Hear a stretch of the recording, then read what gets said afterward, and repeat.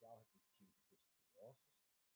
Vou falar um pouco sobre a melatonina, como ela funciona e como ela interage segundo o ambiente em cima dos organismos. Bom, fazendo uma breve introdução, então, desde o surgimento da vida, do planeta, os seres vivos estão sujeitos então, a ciclos ambientais, principalmente, falando na questão de melatonina, aos ciclos e regimes então, de luminosidade e escuridão. Bom, de que forma que isso acontece? A fisiologia do ser vivo, então, tem a propriedade de variar de acordo com o tempo. Isso inclui peristaltismo, os batimentos cardíacos, as ondas elétricas, a transmissão nervosa, a respiração. Pode também influenciar ciclos menstrual em mamíferos, a temperatura em homeotermos e também a reprodução. Bom, essa variação é denominada ritmo biológico, existindo então uma forte associação entre ela e os períodos de luminosidade e escuridão do ambiente. Esse ritmo biológico também é conhecido como ritmo ou ciclo circadiano. Os ritmos circadianos se mantêm mesmo na ausência da sinalização externa do ser vivo. Há fatores celulares, fisiológicos próprios que fazem então acontecer independente do ambiente. Esse ciclo interno pode não corresponder ao ciclo ambiente, né? Ele permite assim então uma antecipação do funcionamento fisiológico, uma homeostase preditiva. Um exemplo bom, mais claro, seria a liberação do cortisol, fazendo despertar então de períodos de sono. Essa ritmicidade natural ela é mantida por diferentes estruturas anatômicas e por vários processos fisiológicos que funcionam de maneira integrada. Esses mecanismos internos, eles regulam, têm a capacidade de regular o ritmo biológico dos seres vivos, gerando assim, então, impulsos e sincronizando a atividade dos seus sistemas com o ciclo ambiental. Bom, essa sinalização então externa, ela necessita de vias bioquímicas de recepção nervosa no corpo e que levem até a parte do sistema nervoso que é responsável pelo processamento dessa informação. Ou seja, é um relógio endógeno. Então temos estímulos do meio ambiente, vias de entradas, se tratando da melatonina, então, estamos falando da luminosidade, que vai ser levado então ao relógio endógeno, que pode ser o sistema nervoso central, veremos mais para frente que não é necessariamente somente no sistema nervoso central, que é recebido esses estímulos, né? E as vias de saída, então, são as respostas fisiológicas, comportamentais, como períodos de reprodução, como, por exemplo, movimentações migratórias, entre outros.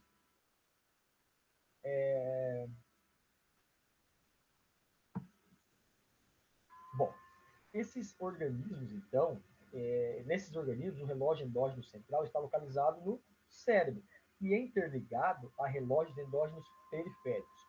Então, veja só, temos os estímulos do ambiente, estímulos externos, falando especificamente então da luminosidade, as vias de entrada, células fotorreceptoras, que vão levar então para os relógios endógeno central, e esse sistema central ele vai levar para sistemas periféricos, onde vamos ter respostas periféricas, seja comportamentais, por exemplo, maturação de gônadas, comportamentais como migração, reprodução, alimentação, respiração, regulação térmica, entre tantos outros relógios periféricos. Bom, passei mais aqui. Bom, em peixes, como o zebrafish, por exemplo, os relógios periféricos possuem os seus próprios fotorreceptores. Então, algumas variações fisiológicas comportamentais que são influenciadas então, pelos fotoperíodos, né, como a atividade locomotora, comportamento, a formação de cardumes, pigmentação da pele também, gestão de alimentação, ele possui essas células especializadas que não dependem necessariamente de que sejam levadas para o sistema endógeno central. Eles podem percorrer vias periféricas diretamente, tendo já as suas respostas diretamente no local. Nos vertebrados, o principal neurohormônio é a melatonina. Ela parece ser a principal forma bioquímica da saída desses relógios biológicos. conduzindo então a informação ritmo a todo o organismo. Bom, então vamos falar um pouco sobre a melatonina.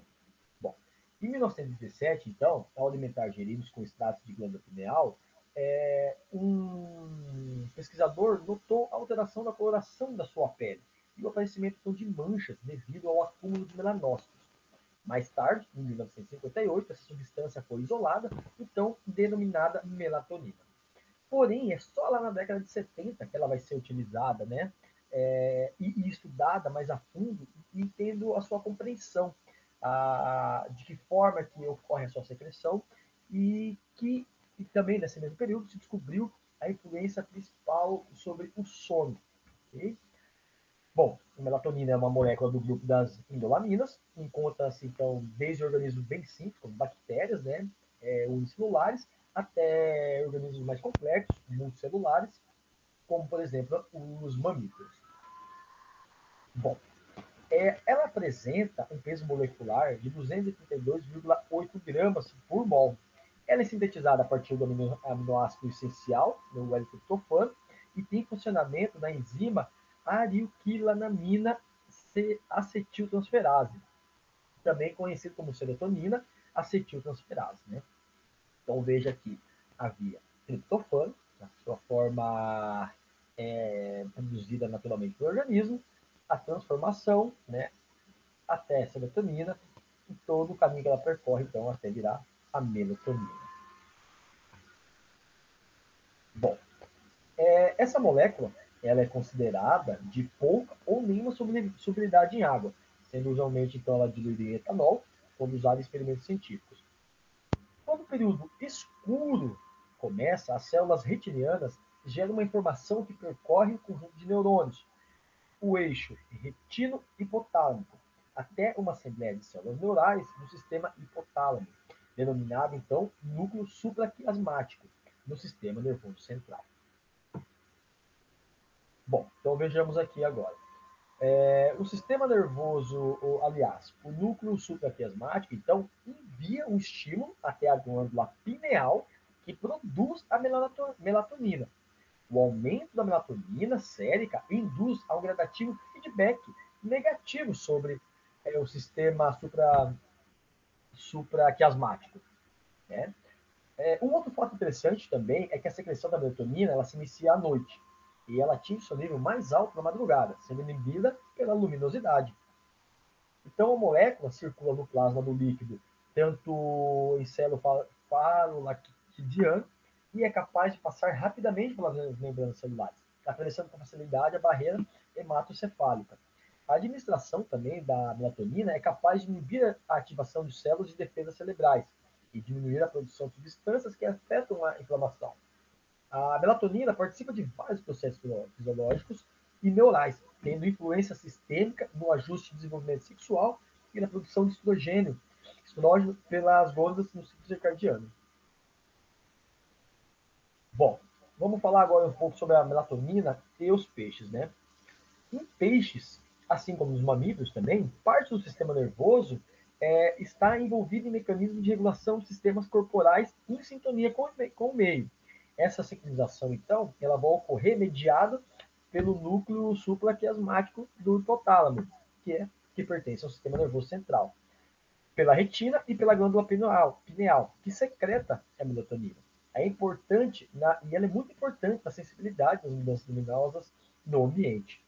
A glândula pineal, então, dos peixes, se distingue dos mamíferos por apresentar células fotorreceptoras parecidas morfologicamente com as da sua retina.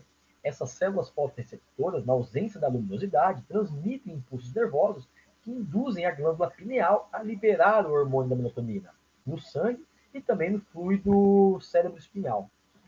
As células dos peixes possuem receptores específicos para esses hormônios. Parece não haver barreiras morfológicas para essa indolamina. Isso é, a indolamina adentra rapidamente a célula do organismo e interage diretamente com receptores de membrana, situados na superfície celular. Um estudo do Veras Murgas, sugere que existe talvez uma plasticidade à liberação da melatonina pelo sistema circadiano em peixes teleósseos. que existe devido a adaptações evolutivas de diferentes níveis de luminosidade cujos grupos estariam expostos. Por exemplo, em salmões, trutas e peixes dourados, quando oftalmetonizados, mantiveram os níveis noturnos de melatonina no plasma, devido à sensibilidade da glândula pineal à luz. Bom, o neurohormônio, então, melatonina, dos peixes, ela parece que está ligada fisiologicamente também à ingestão de alimentos, à preferência térmica, osmorregulação, entre outros, como, por exemplo, também a resposta a estresse. Um estudo de duas espécies de peixes, uma diurna e outra noturna, o hormônio melatonina foi testado para verificar a influência da alimentação e na ritmicidade biológica. Então, utilizando diferentes regimes de luz, fotoperíodos diferentes, de 12 horas de luz e 12 horas de escuros, e períodos com 24 horas de luz, o tratamento afetou o apetite de ambas as espécies e variou na alteração da atividade das espécies. Em vários animais também, incluindo os peixes, a coloração do tegumento influencia na escolha de parceiros para a reprodução. Pigmentos denominados carotenoides, eles são associados a essa coloração de pele. Bom, o aumento da melatonina em períodos curtos de luminosidade parece, então, que vai acabar afetando a reprodução dos peixes. Um exemplo também de um estudo é do salmão macho. A maturação de todas as suas gônadas ocorre em fotoperíodos de menor luminosidade, em dias mais curtos. Porém, quando eles são tratados com melatonina em fotoperíodos com luminosidade de dias mais longos, há uma aceleração do desenvolvimento glomerular. Né? Bom, vou falar de alguns estudos, de alguns animais, que eu encontrei alguns estudos aqui relacionados à melatonina, dentre eles aqui o linguado. Bom, alguns linguados foram mantidos em fotoperíodo de 9 horas de luz e 15 horas de escuridão. Esse seria um grupo experimental, sob a mudança natural do fotoperíodo. Seria um grupo controle. Então, o que a gente teve como resultado desse estudo? Né? Notou-se um aumento da concentração da melatonina noturna no grupo controle e no grupo experimental, né, essas mudanças sazonais não ocorreram. Quando houve, então, a alteração da produção da melatonina por manipulação do fotoperíodo, o tempo de desova acabou que avançou levemente.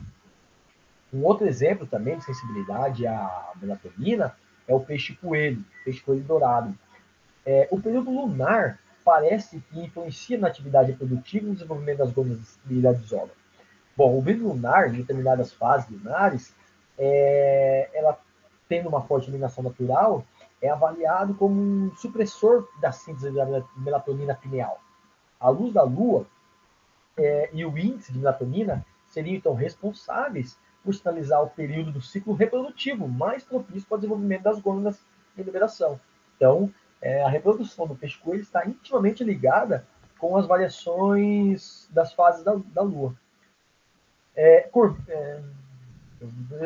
Tá. O bagre de água doce, ou alguns estudos indicaram a possibilidade, então, alguns estudos, então, mostraram a possibilidade de se manipular a função das gônadas com melatonina exógena. Então, essas respostas parece que variam de acordo com o tempo e o modo e o período da administração desse hormônio. No experimento, veja só, esses peixes foram mantidos em fotoperíodos de 14 horas de luz por 10 de escuridão e receberam melatonina via intramuscular ou melatonina via hídrica. O GSI, que seria o índice gonossomático, aumentou em peixes que receberam o hormônio dissolvido no meio e diminuiu naqueles que receberam injeção. Bom, concluindo assim então, que a atuação da melanina na reprodução parece que ela está muito ligada com o tempo e o modo de exposição do peixe a ela. Nos salmões que foram submetidos, então, à retirada da glândula pineal, lembrando que a glândula pineal é quem secreta, então, essa melatonina. Com a retirada, esses salmões apresentaram problemas na formação da coluna, na resistência mecânica das vértebras. Isso indica uma ligação entre o fotoperíodo da melatonina e a formação do esqueleto. E esse mesmo estudo também, ele sugeriu que a intensidade luminosa mantida acima dos 20 a 40 20, 40 lux, parece, garantir um bom desenvolvimento fisiológico deste peixe. Bom, em zebrafish, a melatonina apresenta um papel na homeostase de várias funções. Né? A homeostase seria o equilíbrio das funções fisiológicas desses animais. Então, agora eu vou falar um pouco mais especificamente, então, sobre o zebrafish, né? Bom, primeiramente, o zebrafish, como alguns outros vertebrados não mamíferos, ele pode ser utilizado como modelo para experimentos com relógio circadiano. Bom, a sua glândula pineal, ela se desenvolve já nos primeiros estágios embrionários, ela é localizada na superfície dorsal do cérebro, anterior a uma posição central entre o telencéfalo e o teto óptico.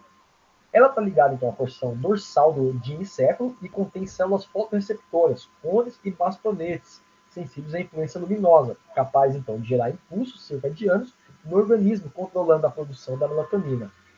Tecidos distintos da glândula pineal possuem também a capacidade de produzir melatonina e podem ser então manipulados por ela mesma, por esses próprios tecidos. Isso faz então com que o zebrafish torne-se um ótimo e muito importante modelo para estudo da melatonina exógena. Alguns trabalhos demonstraram que a melatonina no zebrafish atua de uma forma específica e ajudou a esclarecer alguns processos químicos que envolvem a secreção regular de melatonina, fortalecendo então esse peixe como um modelo vertebrado viável para esse tipo de estudo. Né? Segundo Lombardi e Giorgiani, a melatonina exógena ela é capaz de aumentar o nível da melatonina cerebral em zebrafish, sugerindo assim então uma ação a nível do sistema nervoso. A ectotermia em peixes faz com que sua temperatura interna varie diariamente, sazonalmente, e a temperatura é capaz de atuar na secreção também da melatonina, por meio do funcionamento das enzimas da glândula pineal.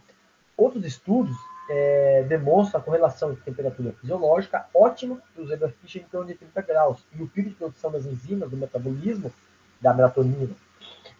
O fotoperíodo e a temperatura parecem também juntas que determinam a produção de melatonina, definindo assim então um ciclo circadiano no animal.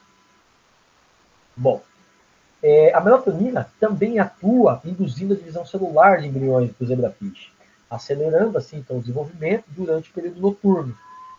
Parece que tem uma ligação entre a luminosidade, a expressão gênica e a melatonina durante esse desenvolvimento. Né? Mudando embriões para ambientes com maior tempo de escuridão, em alguns estudos verificou-se então que a síntese do hormônio ocorre já entre 20 e 26 horas após a formação do zigoto. Então, como nessa fase os receptores das glândulas pineal já existem e os da retina não, o controle da produção da melatonina baseada na luminosidade parece ser glandular. Bom, o zebrafish então apresenta um padrão de secreção da melatonina noturno, por ter hábitos de atividade diurna. O seu período de repouso se assemelha ao padrão comportamental do sono dos mamíferos, incluindo estímulos, a sensibilidade a estímulos do sistema sensorial. E esse período de repouso noturno é regulado pelo sistema circadiano. E nele ocorre o aumento de tempo da percepção e a diminuição da atividade locomotora. Peixes diurnos, assim como o zebrafish, respondem à produção de melatonina com a diminuição da atividade. O tratamento também com melatonina é capaz de alterar a expressão de alguns neuropeptídeos cerebrais do zebrafish, responsáveis por regular a ingestão de alimentos. Então, a melatonina, a luminosidade do dia, está muito intimamente relacionada com o momento de alimentação desses animais. Né? A exposição também à melatonina exógena diminui a ingestão de alimentos, não só devido à diminuição da atividade locomotora, mas também pela ligação dessa molécula com a leptina e a melacortina. Bom, a reprodução dos peixes também do zebrafish obedece também um controle nervoso central e os órgãos do sistema endócrino. A melatonina influencia também nesse sistema.